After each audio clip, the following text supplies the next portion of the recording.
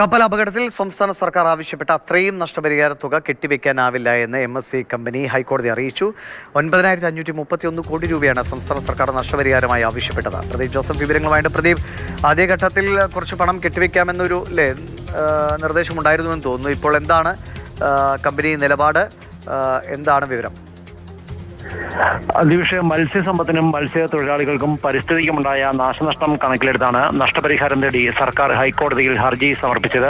9,531 കോടി രൂപ നഷ്ടപരിഹാരമായി കെട്ടിവയ്ക്കണമെന്നുള്ളതായിരുന്നു സർക്കാരിന്റെ ആവശ്യം. ഈ ആവശ്യം പരിഗണിച്ചാണ് MSC കപ്പൽ കമ്പനിയുടെ ഉടമസ്ഥതയിലുള്ള അക്കിറ്റേറ്റ 2 എന്നുള്ള കപ്പൽ അറസ്റ്റ് ചെയ്യാൻ ഹൈക്കോടതി ഉത്തരവിട്ടത്. ഈ കപ്പൽ ഇപ്പോൾ വിഴിഞ്ഞം തുറമുഖത്താണ് ഉള്ളത്. ഹൈക്കോടതി ഉത്തരവിനെ തുടർന്ന് ഈ കപ്പലിന് തുറമുഖം വിടാൻ സാധിച്ചിരുന്നില്ല.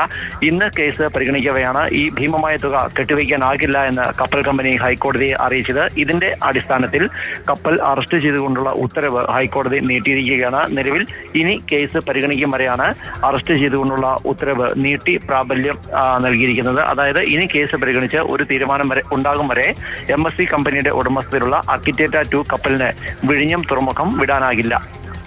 ശരി. പ്രദീപ് ജോസഫാണ് വിവരങ്ങൾ നൽകിയത്.